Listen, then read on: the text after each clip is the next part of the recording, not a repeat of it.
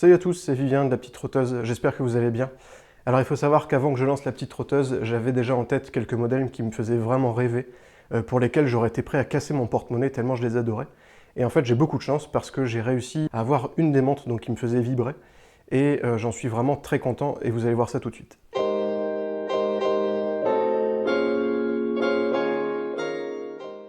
Alors, la montre que je vous propose ici de découvrir, eh bien, c'est la CJR Airspeed. Alors, CJR, ça vient de Calvin Junior, donc qui est le créateur de la marque. Et en fait, c'est une montre automatique qui est vendue à 550 $. Alors, ça peut paraître un prix un petit peu élevé, mais au vu des prestations, de la qualité de l'ensemble et puis du design, je trouve que c'est plutôt honnête.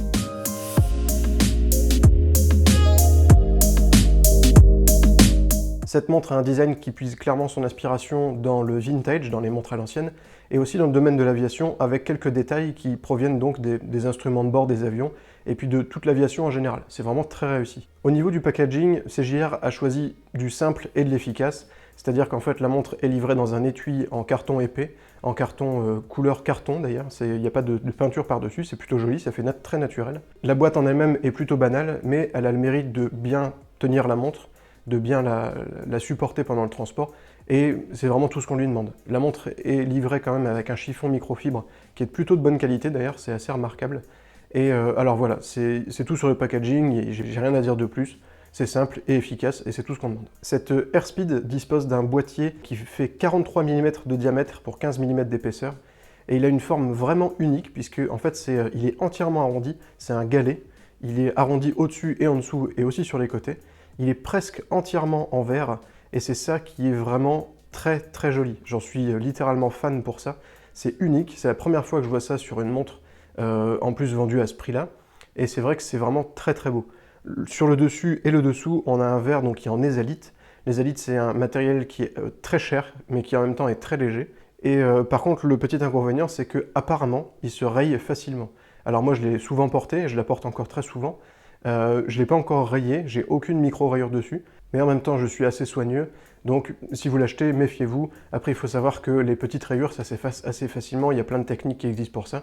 Je pourrais vous parler dans une autre vidéo si vous voulez. Sur le côté du boîtier, on a des reflets rouges qui sont vraiment très jolis, c'est un rouge plutôt clair, et c'est vraiment bienvenu, ça coupe un petit peu la ligne de la montre, et ça ajoute une vraie couleur, ça ajoute un peu d'énergie en fait à l'ensemble, et c'est super joli. À l'arrière, on a pareil, tout l'arrière est recouvert d'un verre aussi en ézalite et qui permet de voir entièrement le mouvement en fait, le mouvement qui alimente cette montre et qui est un Miyota 8219, un mouvement qui apparemment est assez rare, ce qui justifie en partie le prix de la montre. Et c'est vrai qu'il est particulièrement silencieux, il fait vraiment aucun bruit de rotation et même la trotteuse fait vraiment aucun bruit, c'est très agréable. Alors le cadran de cette Airspeed, il est vraiment immense, il recouvre une très grande partie du boîtier et ça c'est super joli, ça lui donne vraiment un look unique qu'on trouve nulle part ailleurs. Le fond du cadran est un peu crème beige, alors c'est très joli, ça fait un peu vintage aussi, c'est vraiment dans son jus, tous les détails sont vraiment intéressants. Et en fait, en parlant de détails, il y en a finalement assez peu sur le cadran, il y a peu de fioritures, il y a peu de décoration en plus, mais c'est très bien comme ça nous permet d'avoir une excellente lisibilité, aussi bien en basse lumière qu'en plein soleil. On a un affichage qui imite les mouvements à régulateur. Donc il faut savoir qu'un mouvement à régulateur, c'est en fait un mouvement dont l'aiguille des heures et l'aiguille des minutes ne sont pas sur le même pivot. Alors ce genre de mouvement est d'habitude réservé aux montres très chères, au luxe très clairement, et c'est pour ça qu'ici c'est une imitation et pas un vrai mouvement régulateur. Donc on a une grande aiguille rouge qui parcourt l'ensemble du cadran, qui elle indique les minutes, et on a une petite aiguille qui est placée à 9 heures, qui elle va indiquer les heures en format 24 heures. On a une excellente lecture, c'est très rapide de lire l'heure sur cette montre, et ça c'est vraiment très agréable aussi. On a un petit dateur qui est placé à 3 heures, qui est vraiment très discret mais qui reste bien lisible. Et puis on a le logo qui est placé à 1 heure et la mention de automatique qui est placée à 7 heures. C'est très joli, là le dosage de détail est parfait, c'est vraiment une belle réussite, enfin moi je suis entièrement fan. Mais bon, de toute façon j'étais déjà fan avant de l'avoir. Alors au niveau du bracelet, c'est un des bracelets de montre que j'ai, que je préfère, je le trouve magnifique. Il est d'une qualité remarquable, donc il est marron foncé, on a juste 3 petites surpiqûres au niveau du boîtier, donc de chaque côté du bracelet.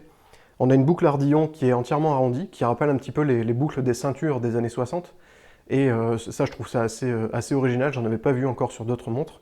Et le bracelet est très confortable. Le dessous du bracelet est entièrement lisse. Alors il est moins joli que le dessus. En même temps, on s'en fout puisqu'il est contre le poignet, donc ça n'a pas trop d'importance. Et je pense que le cuir du bracelet va prendre une légère patine avec le temps, qui va s'user un petit peu. Et ça peut être vraiment très très très joli et ajouter un vrai côté ancien.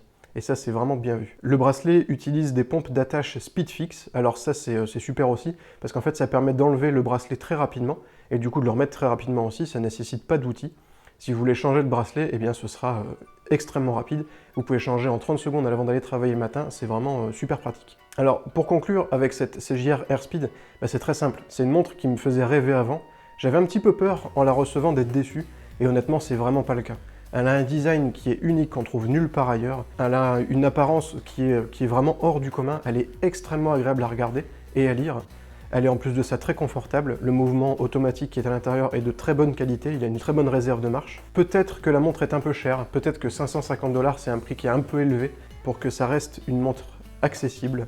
Mais je trouve que ce prix est plutôt justifié par tous les arguments que j'ai énoncés précédemment. Si vous cherchez une montre vraiment vintage avec ce look très particulier, foncez, vous ne serez pas déçus, c'est sûr.